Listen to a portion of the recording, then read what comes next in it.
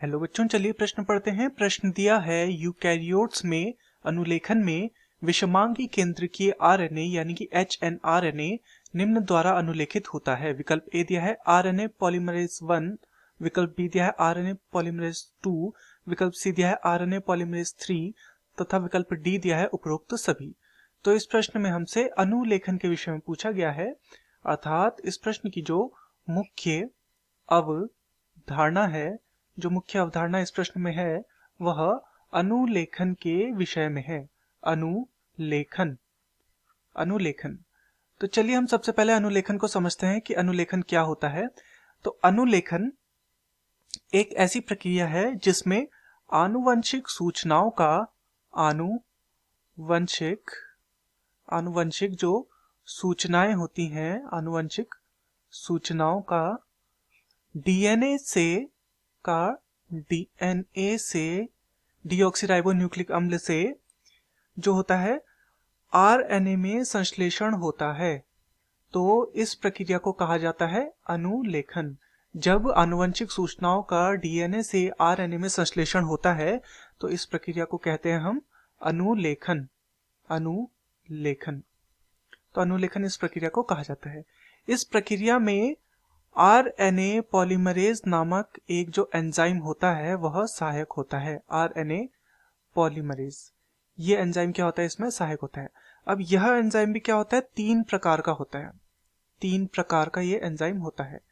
पहला है RNA polymerase, RNA polymerase 1, पहला आरएनए पॉलीमरेज 1। दूसरा है आरएनए पॉलीमरेज आरएनए पॉलीमरेज 2 तथा तीसरा है आरएनए पॉलीमरेज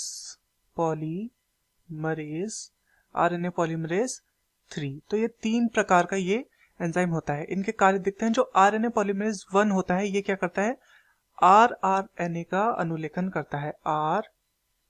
आरएनए अनुलेखन का ये कार्य करता है।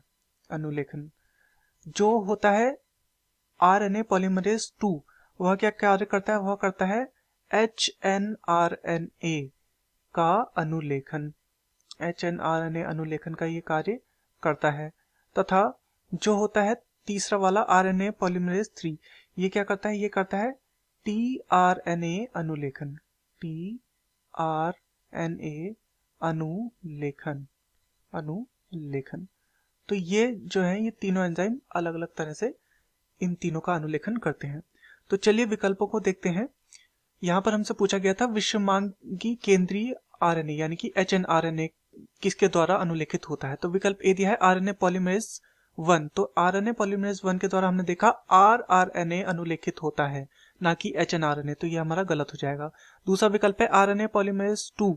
तो आरएनए पॉलीमरेज 2 के द्वारा क्या होता है, एचएनआरएनए अनुलेखन होता है, तो ये बिल्कुल सही है।